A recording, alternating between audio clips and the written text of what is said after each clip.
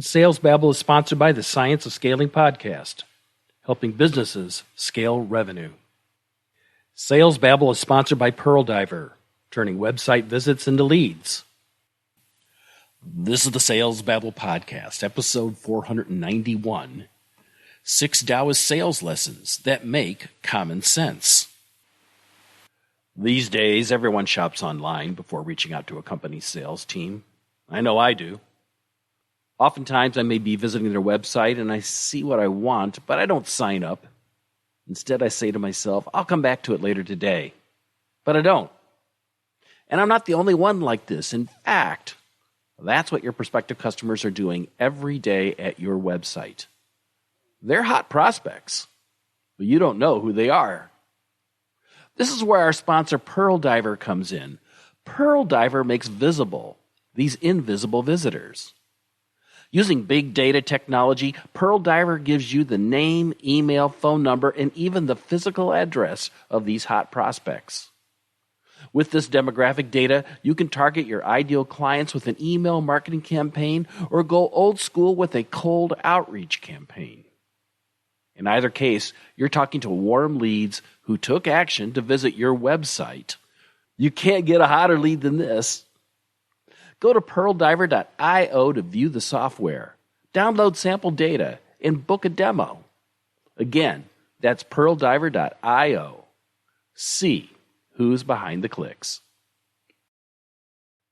I come from the startup space and personally suffered the challenges of growing an organization to scale revenue, which is why I love Mark Roberge's podcast, The Science of Scaling. Mark's the best-selling author of the Sales Acceleration Formula, and he's a senior lecturer at Harvard Business School.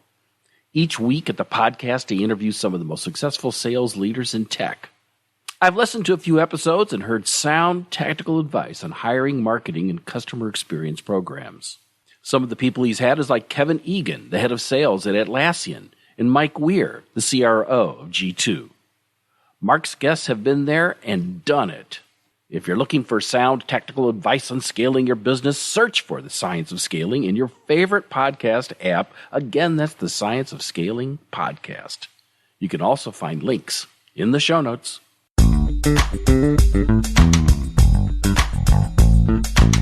Welcome to Sales Babble, the podcast that shares selling secrets for non-sellers. And now your host, Pat Helmers.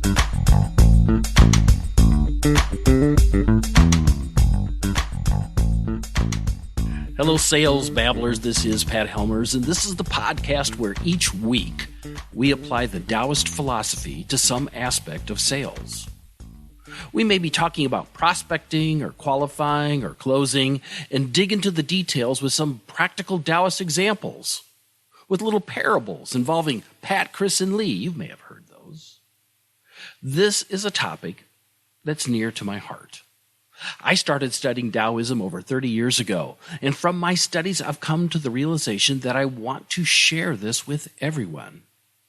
So this week, I'd like to diverge and take a broader view than just one topic, and instead talk about some Taoist lessons that apply across all aspects of sales, and life too. But before we do that, make sure and subscribe to the podcast. That way you never miss an episode. And so, with no further ado, here are 6 Taoist sales lessons that make common sense.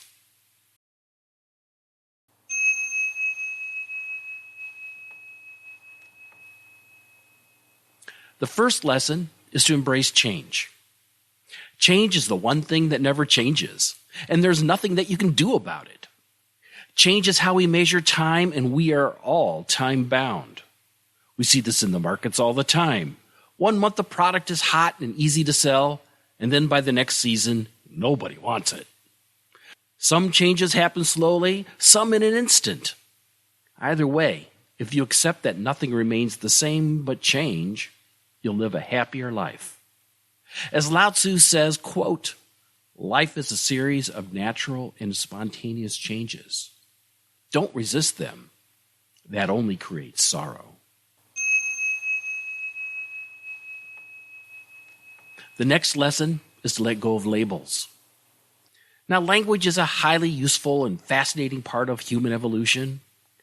One of its downsides is the need to categorize and label everything, particularly people. This is easy to do when you're trying to quickly peg a prospect. Salespeople like to pride themselves and be able to quickly size up buyers. But too often, we're wrong and project stereotypes that don't fit the situation. Plus, we like to label ourselves with opinions like, well, I can't do this, or I'm only good with that. Lao Tzu urges us to avoid defining and labeling. Approach your life without judging. Accept others for who they are, and accept yourself too. Lao Tzu encourages us to be our authentic selves, and not to pretend to be some label. He says, quote, "Those who define themselves can't know who they really are." The next lesson is to stop looking for validation. Too often we care too much about what other people think. When we abdicate our power to others, they have the ability to control our hot buttons. We lose agency. This can happen when we deal with our bosses and our customers too.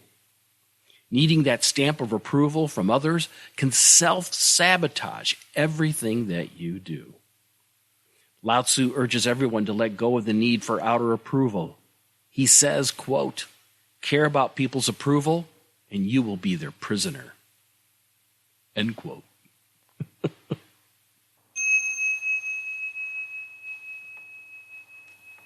The fourth lesson is to be genuinely generous.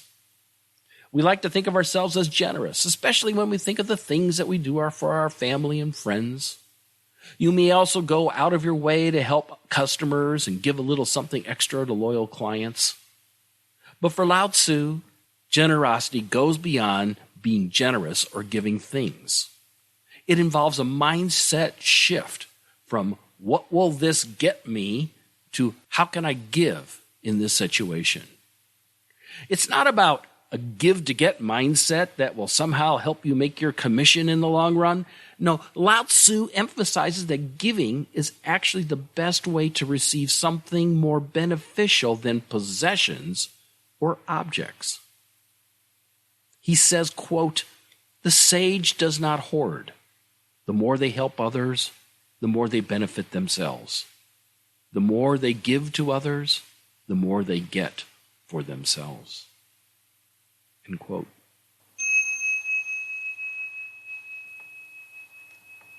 The next lesson is to help others. The greatest form of generosity and giving is offering your time and energy to others. In my experience, when I'm unsure what to do next, I move my focus to others and understanding their desires, challenges, and fears. It is then when I know what I need to do.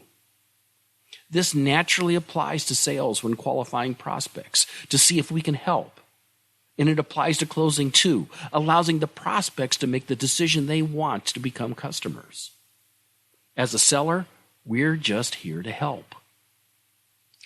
Let's not forget, us humans are social animals, and people are happiest when we're part of something greater than ourselves. Lao Tzu said, quote, "The sage has no mind of their own. They are aware of the need to help others. They are good to people who are good. They are good to people who are not good. Virtue is goodness." End quote.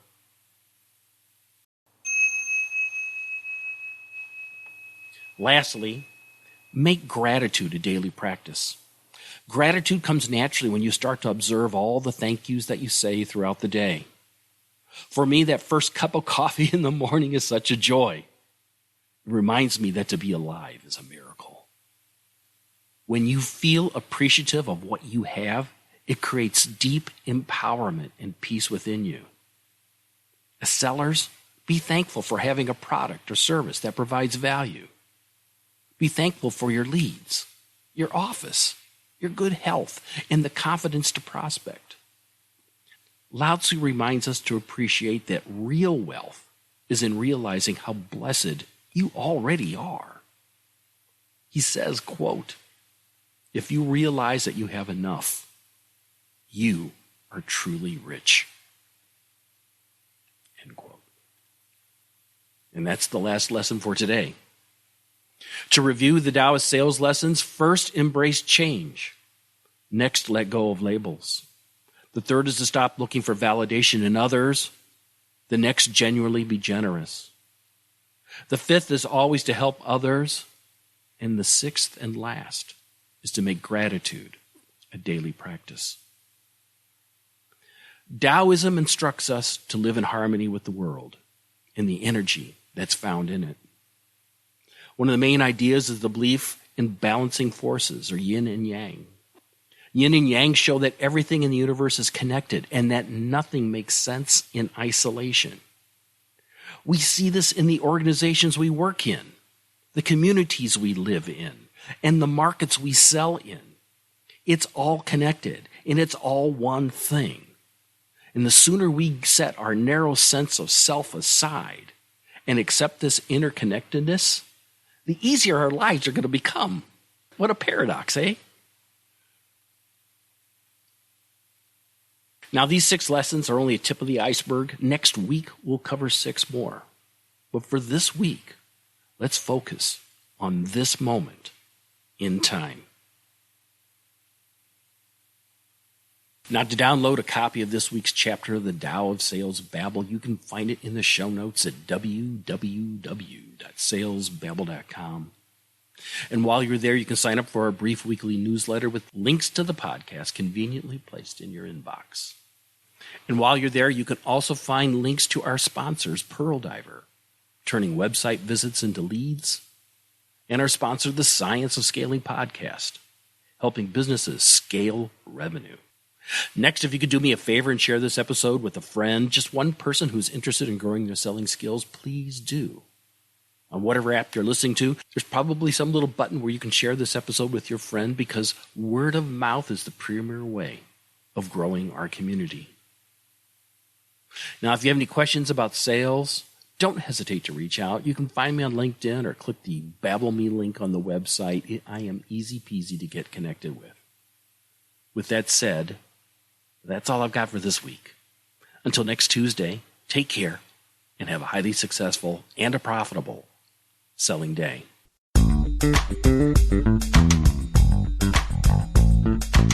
Thank you for listening to the Sales Babble podcast.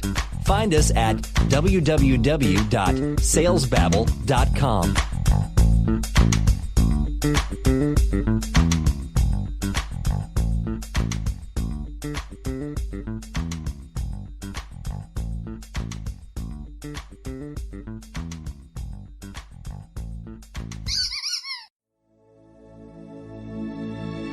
This is a production of Habanero Media.